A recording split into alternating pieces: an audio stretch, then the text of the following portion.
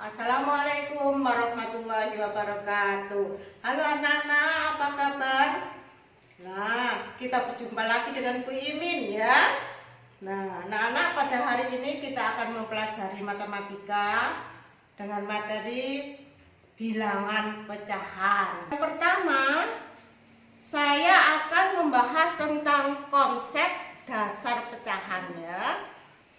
Konsep itu apa, Nana? Adalah sesuatu yang dipahami. Misalnya kalau pecahan itu pengertiannya apa, itu namanya konsep ya.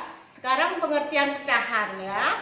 Pecahan yang dipelajari anak SD atau MI sebetulnya merupakan bagian dari bilangan rasional yang dapat ditulis dalam bentuk A per B ya.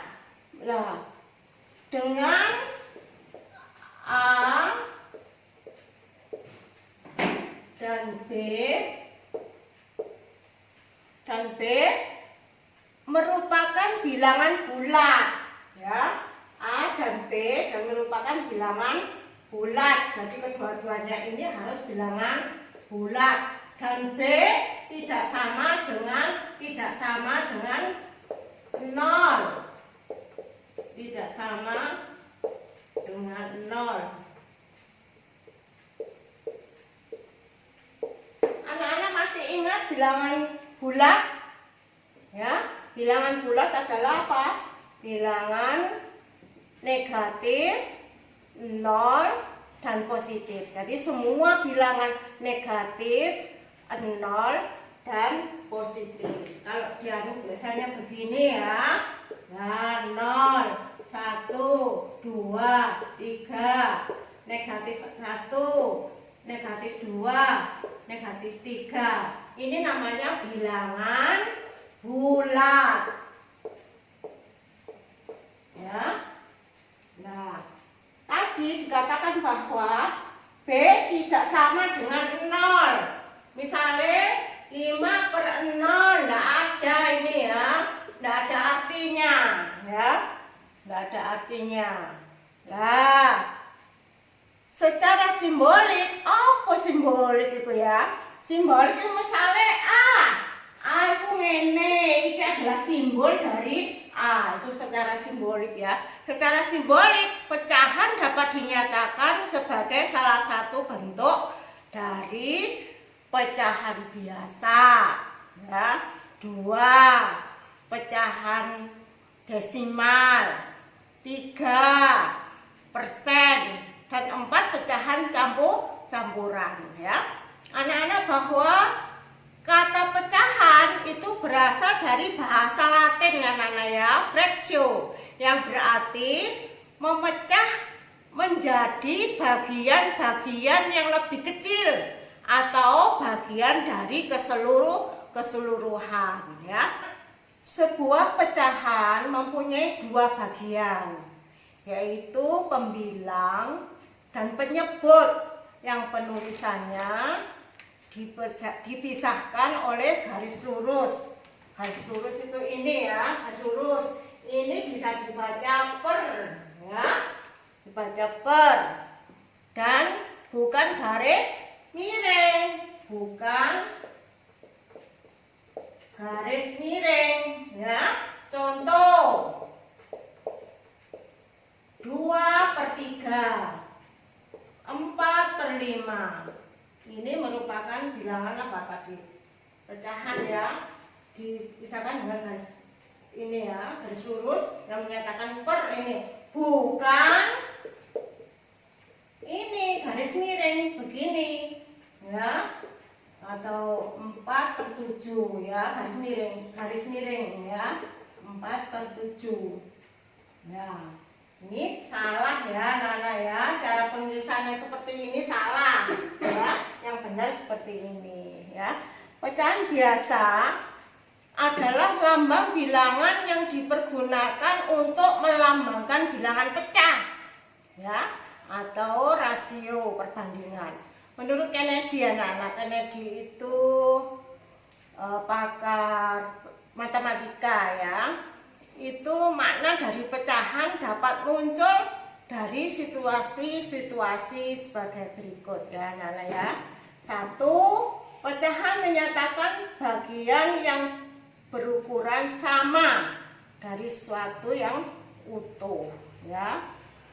Pecahan bisa dapat digunakan untuk menyatakan bagian dari keseluruhan. Ada beberapa contoh dalam kehidupan kita sehari-hari yang menggambarkan tentang pecahan ya.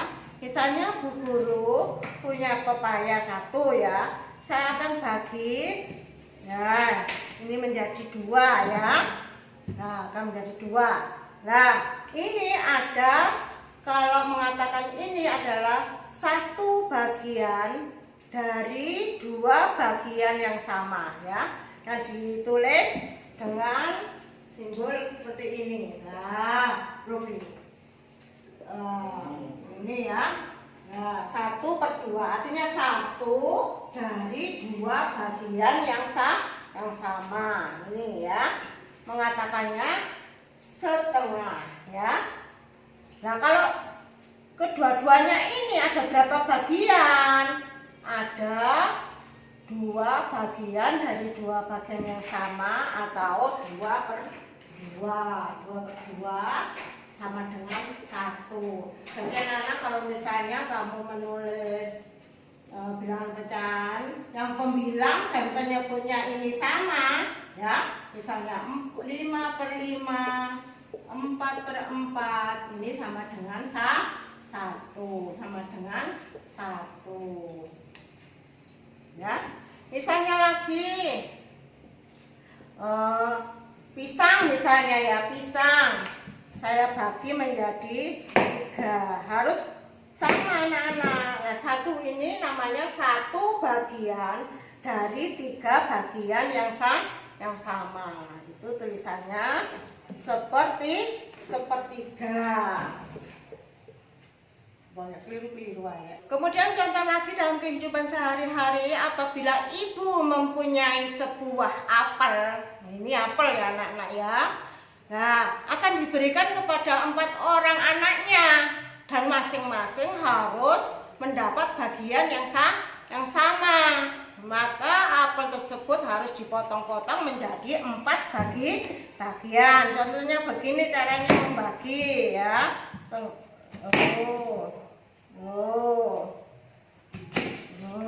Ya, dipotong menjadi 4 bagian yang sama ya, sehingga masing-masing anak memperoleh 1/4 atau 1/4 bagian ya, siji 1 bagian ya, 1 bagian dari 4 bagian yang sama. Pecahan biasa 1/4 itu mewakili dari ukuran tiap-tiap potongan apel. Dalam lambang bilangan ditulis 1/4, dan 4 ini merupakan yang menunjukkan banyaknya bagian-bagian yang sama dari suatu benda yang utuh yang disebut penyebut ya.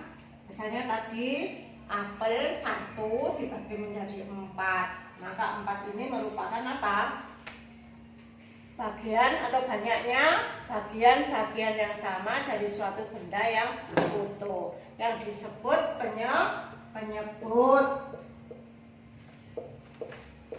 Dan 1 itu merupakan atau yang menunjukkan banyaknya bagian yang menjadi perhatian atau yang digunakan atau yang diambil ya pada saat tertentu dan disebut pembilang. Nah, pelajaran hari ini cukup sekian ya. Besok insya Allah kita berjumpa lagi. Terima kasih atas perhatiannya. Wassalamualaikum warahmatullahi wabarakatuh. Saya kok gak bisa ya langsung ya.